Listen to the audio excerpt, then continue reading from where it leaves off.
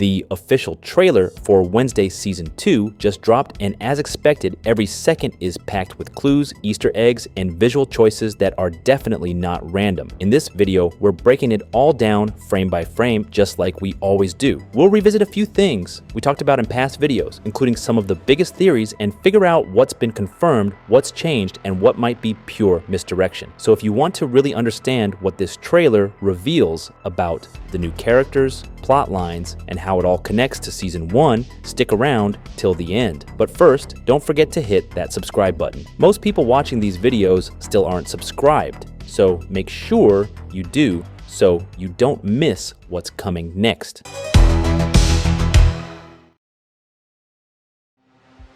Nevermore Academy is officially back in session, and as you can already tell, Wednesday is back too, this time with her brother by her side. Right in the opening seconds, we get that classic aerial shot of the school courtyard, students arriving, socializing, unloading their bags. Everything points to this being the first day of the grand reopening. Then in the next frame, we see Wednesday walking across the courtyard, and in the background, there's a curious new detail, a food truck with the sign, The Telltale Cafe.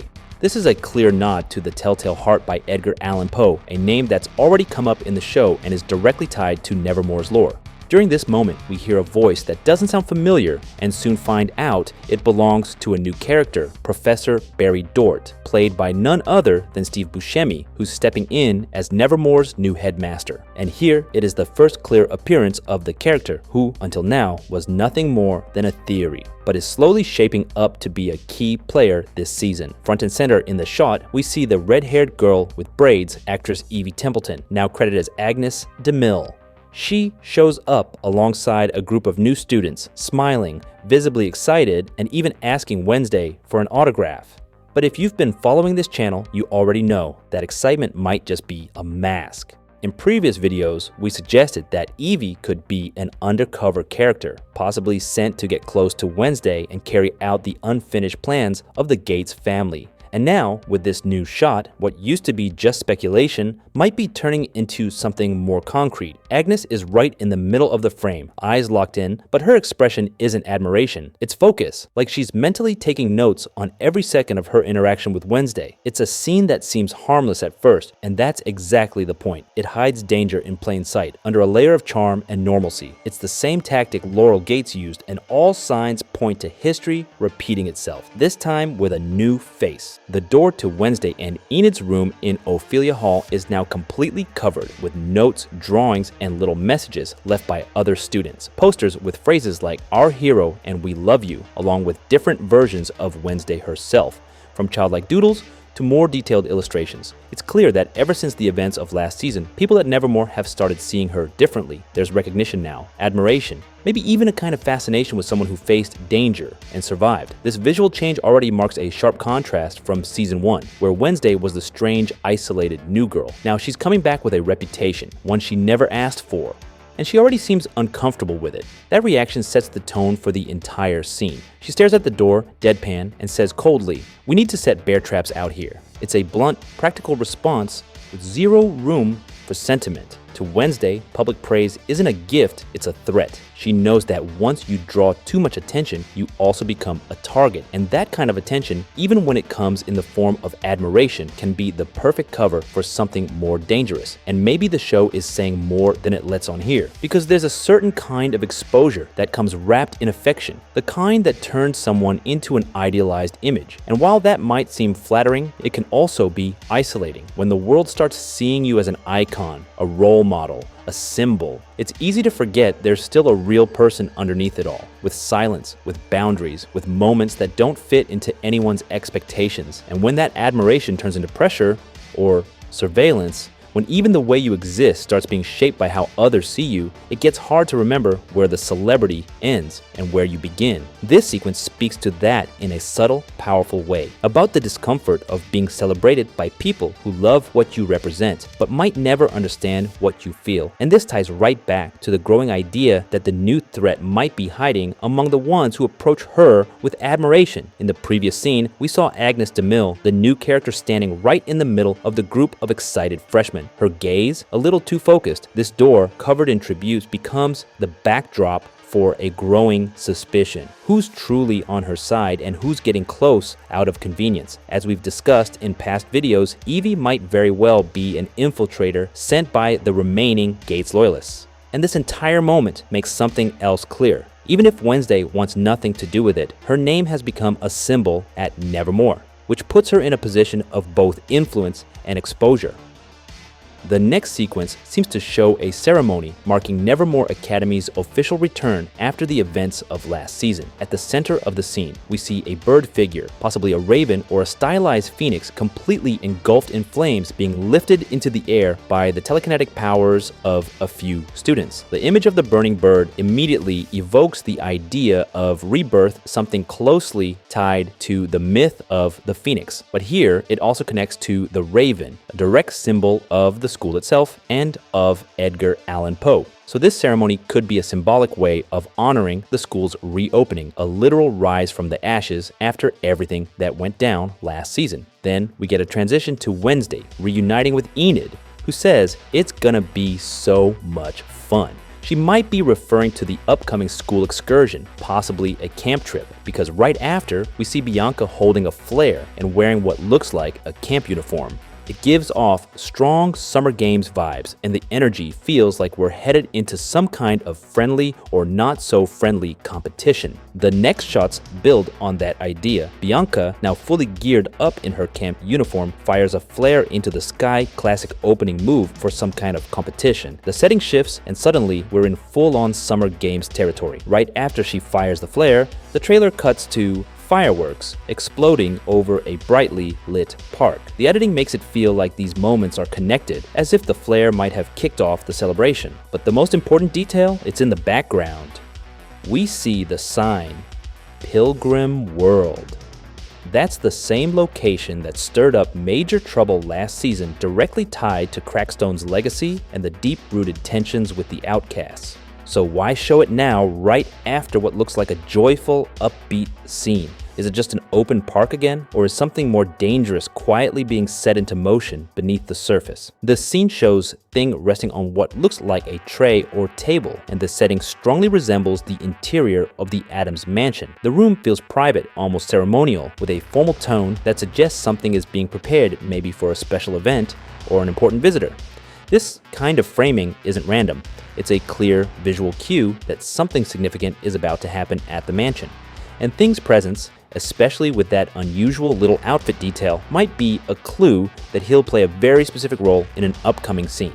Now, this is an unusual and instantly striking shot. The camera is positioned inside what appears to be an open mouth, looking up at Wednesday from below. The upper teeth are out of focus while she carefully examines whatever's inside, possibly a creature, a corpse, a disguise, or some kind of strange object. It could be a first-person perspective or simply a bold stylistic choice. The lighting is cold, clinical, and likely set at night. Based on her uniform, we can tell this takes place during the school term, probably somewhere inside Nevermore. The entire composition has a forensic vibe to it and reinforces Wednesday's role as an investigator. Everything about this scene suggests she's found a new clue, or that a brand new mystery is about to unfold. This frame takes us into a cemetery setting. At the center of the shot, Wednesday stands perfectly still, staring at something just out of frame. The color palette, lighting, and composition all suggest a break from reality, hinting that this might be one of her psychic visions. The shot closely mirrors moments from Season 1, when she'd be pulled into another realm after touching an object or person. The next camera movement is a quick zoom out, a visual cue that something is expanding. It feels like we're witnessing the exact moment she taps into something beyond the physical world. Everything about the scene points to a new layer of her psychic abilities, where her visions used to be brief and fragmented. Now, they seem more powerful and more immersive. This scene delivers one of the trailer's most powerful lines. Morticia tells Wednesday, "I know what those tears mean," but stops short of explaining, offering only a cryptic hint. The tension between them is palpable, and then the trailer cuts directly to Wednesday's voice, saying she saw Enid die and that it was her fault. The way the scenes are edited strongly suggests that the black tears are tied to a future vision or a tragic event involving Enid. And if you've been following our channel, you know this lines up perfectly with theories we've already explored. We've talked before about the leaked set photos showing a gravestone with Enid's name on it, and now this visual connection between Morticia and Wednesday, centered on Enid, could mean Morticia already knows more than she's letting on. The scene, set in the Addams mansion surrounded by Gothic stained glass and bathed in deep reds, doesn't feel like just another family conversation. It might be the emotional turning point of the season, the moment when Wednesday's visions stop being abstract clues and start cutting straight into the relationships that matter most to her. As Wednesday speaks in the trailer, the edit cuts between two key moments. First, we see Enid visibly panicked. Then, without warning, it cuts to a gravestone and the name on it, Enid Sinclair. Both images are powerful on their own, but when paired with Wednesday's voiceover, they hit even harder. Almost a year ago, when that behind-the-scenes photo leaked showing this exact gravestone, a lot of people doubted it. Some thought it was fake, others assumed it was a marketing stunt. But here on the channel, we pointed out that it could be a crucial part of Season 2's storyline. And now, with the official trailer, it's confirmed the gravestone is real, and it is part of the plot, or at least a key subplot this season. Right after Wednesday's heavy line about Enid's death, the trailer shifts focus to three key moments with Morticia, and all of them point in the same direction. This mystery is old, and she's been through it before. The first frame shows Morticia from behind, standing still as she stares into a lit fireplace. The centered, unmoving posture feels like more than quiet reflection. It's as if she's facing something she already knows all too well. Next, we get a close-up of a notebook. On the page, a screaming face, streaked with tears, and the phrase "black tears" scribbled over and over again, almost obsessively. It's a strange image and a direct link to something Morticia has seen, something we're about to learn more about as the season unfolds. In the final frame, she holds that same notebook, and the voiceover says, "I won't let this story repeat itself." A clear sign that whatever is coming, she's seen its shadows before. Right after Morticia's line, the tone shifts and so does the soundtrack. Suddenly, we hear the iconic theme from The Phantom of the Opera. What follows is a almost theatrical lighting and characters dressed in what looks like Victorian-inspired costumes. In the first frame, the ballroom is packed. Guests move through the place, while a high gallery in the background adds a stage-like feel to the entire scene. Then Morticia appears. She walks through the crowd with a quiet confidence, like someone who's been in this place before. Next, we see Wednesday moving more distantly, slightly apart from the crowd, as if she's watching from the outside. And then, a striking frame, Grandmama from Morticia's mother, gliding into the scene aboard a gondola. Here, we see Wednesday once again with her cello, the same one we first saw back in Season 1. The moment is beautifully synced with the ongoing Phantom of the Opera theme, creating a strong visual and emotional rhythm between the music and what we're seeing on screen. Right after that, we get a quick but loaded shot of Thing, once again perched on a silver tray. Next to it, a blade is embedded with perfect precision. The scene is brief, but it sparks a lot of possibilities. The blade doesn't seem to have been thrown to harm. Its placement feels intentional, controlled, almost like part of a familiar routine. Given the Addams family's long history across versions, this feels less like a threat and more like one of their eccentric customs. Another small detail stands out. A tiny bell next to the tray. Its presence suggests a function, maybe to summon someone, and the most likely candidate? Lurch, the Addams classic butler. In that case, the bell could be a subtle reference to the internal rhythm of the mansion, a practical signal that something's about to begin, or that someone's being called. The scene is deliberately ambiguous, no clear context, no explanation, but it speaks volumes in classic Addams fashion. In this frame, we see Morticia, Gomez, and Pugsley standing in front of what looks like a chaotic scene, emergency vehicles, flashing lights, and a general sense of urgency in the background. All three characters wear expressions of tension and alarm. This moment reinforces something we've talked about in previous videos. Pugsley's role this season is going to be much more active and central to the conflict. Gomez stands protectively close to his son, while Morticia's eyes are filled with concern, and Pugsley himself looks completely shaken. The way this is framed strongly suggests that Pugsley isn't just nearby when something serious happened, he's at the center of it. The masked figure we've seen teased in earlier trailers finally gets more screen time and, more importantly, more detail. This latest sequence gives us 3 crucial moments. First, we see the figure cloaked in red, wearing a mask that instantly evokes the feel of psychological horror and classic slasher films. It's eerie, deliberate, and deeply unsettling. Next, we cut to Wednesday in a dark space, flashlight in hand, illuminating that same mask now lying on the ground as if left behind intentionally. The camera holds on her reaction, not just shock, but recognition. It's the look of someone who's just connected the dots or realized the true weight of what they've found. But the most symbolic moment comes in the third image, with a chilling message scrawled across it in white paint. Clock's ticking. It's not just a threat, it's a warning, and it's directed specifically at Wednesday. The wording is personal, direct, a sign that whoever's behind the mask knows exactly who they're targeting. And this ties directly into a theory we've explored on the channel before, that the masked figure could be a new character infiltrating Nevermore, specifically Agnes DeMille, the alleged name of the character played by Evie Templeton. The show continues to keep her name out of official trailer material, but the shorter silhouette, fast movements, and lack of direct dialogue only deepen the suspicion. The mask itself is more than a disguise, it's a calling card, a controlled message, and the frame with clocks ticking makes it clear. This isn't random chaos, it's a calculated game, one meant specifically for Wednesday. It also adds fuel to another possibility, that Pugsley is involved but not by choice, possibly manipulated behind the scenes or used as a distraction while the real threat stays hidden in plain sight. Everything about this masked figure suggests a villain who operates in silence with patience and long-term planning, and now the clock has officially started ticking. Since the very first promotional materials for Season 2, Nevermore's clock tower has been front and center both visually and symbolically, and as we pointed out in earlier videos, this tower might be a lot more than just a piece of background scenery. The new trailer only adds fuel to that theory.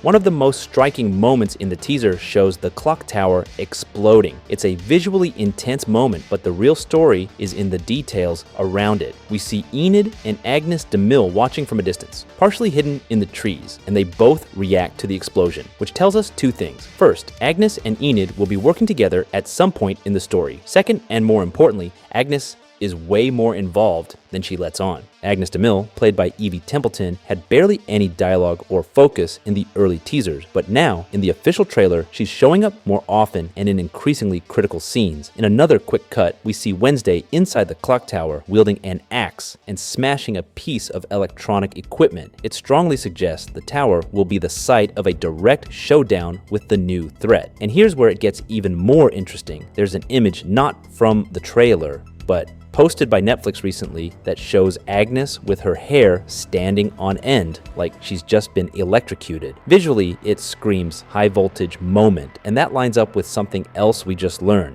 Isaac Ordonez, who plays Pugsley, confirmed in an interview that his character will have electric powers this season, and more importantly, that those powers are directly connected to the season's main villain. So, if Agnes is also interacting with electricity, either controlling it or being affected by it, we may be looking at a deeper connection between the two. And then there's the masked figure Red Hood, mysterious presence, still one of Season 2's biggest unknowns. We've already shown on this channel how the silhouette closely matches Agnes. And now, with these new scenes and the electricity angle coming into play, that theory only gets stronger. Could Agnes actually be the masked figure in disguise?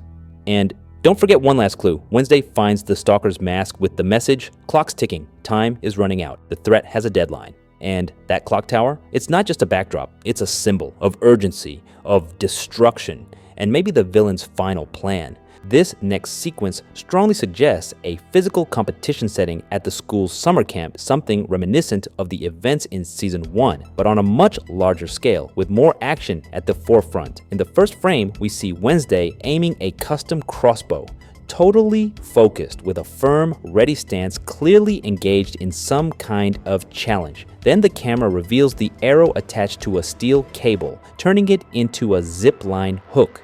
She uses it to descend from a tower in the middle of the forest, while a large crowd of students watches below. The whole setup screams Nevermore Summer Games, an action-packed camp event that raises the stakes and puts Wednesday right in the middle of the action. The next sequence shows Grandmama Frump taking part in a classic round of clay pigeon shooting, the precision sport where ceramic targets are launched into the air as moving targets. The setting looks like a traditional shooting club, complete with the proper setup for target practice.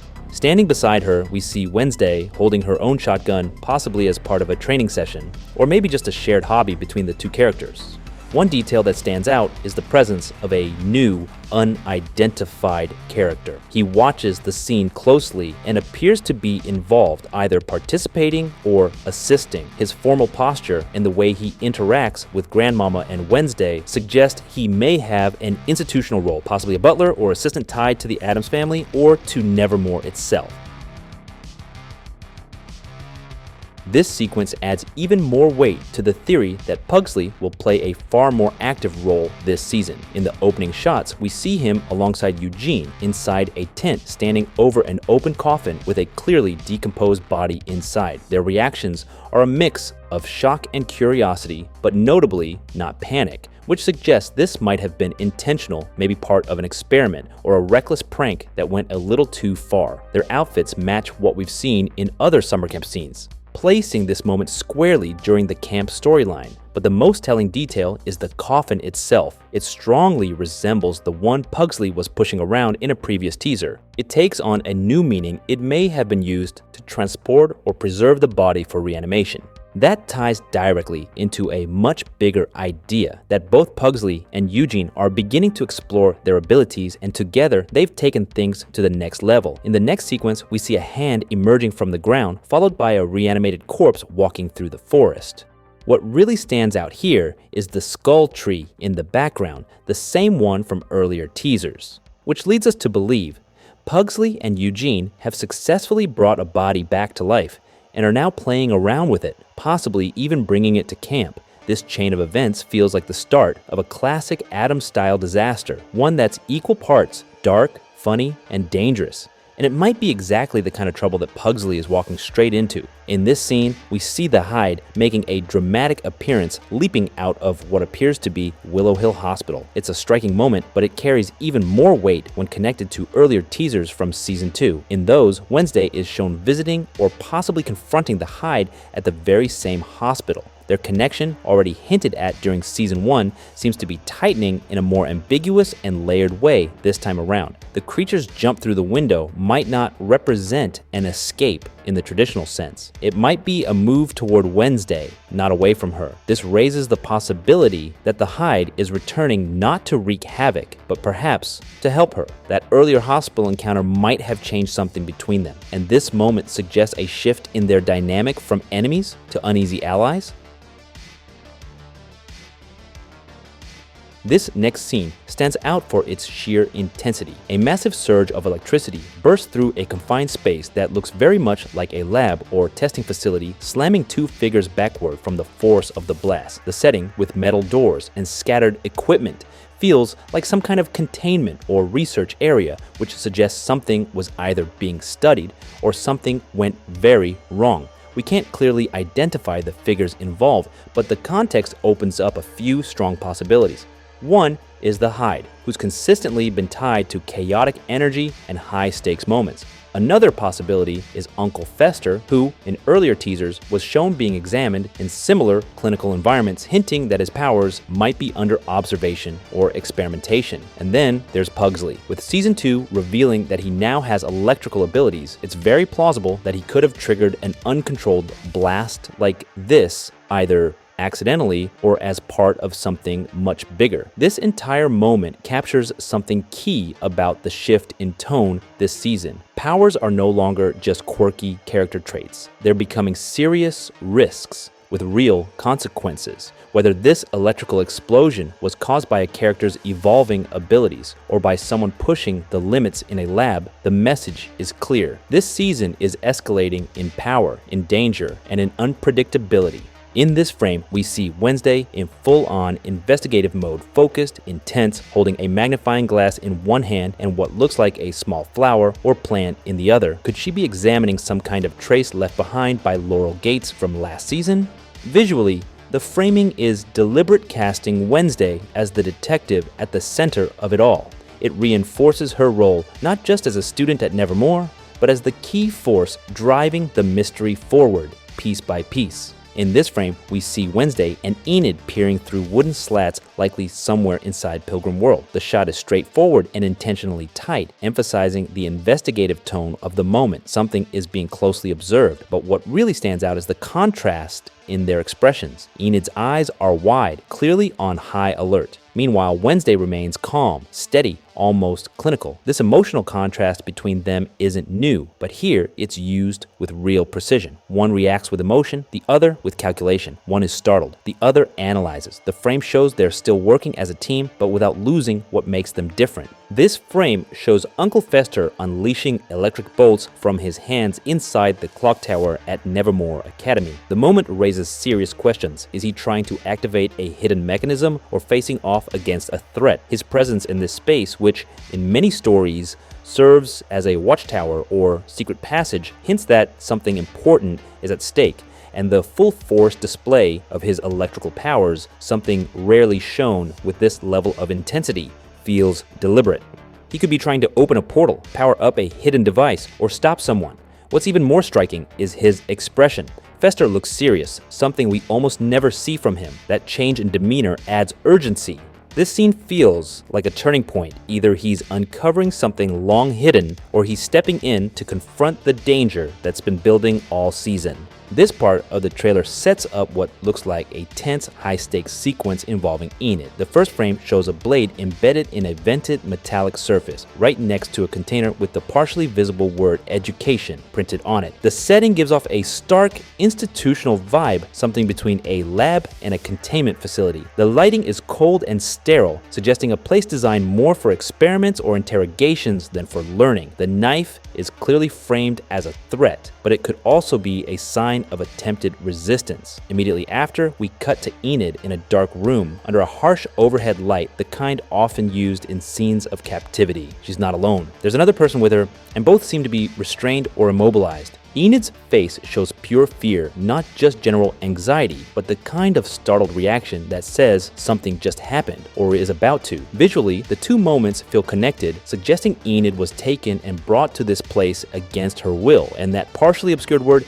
education might be more than just background detail. It could point to the facility being part of Nevermore Academy's institutional structure, or possibly tied to Pilgrim World, which appears elsewhere in the trailer as a site of suspicious activity. If this is some form of punishment, experimentation, or retaliation, Enid may have become a test subject or collateral in a bigger plan. Of course, this could also be clever trailer editing with disconnected scenes made to look like one. But either way, the implication is powerful. And here's where it gets even more interesting. At the very beginning of the trailer, we saw that hidden message on the stalker's mask.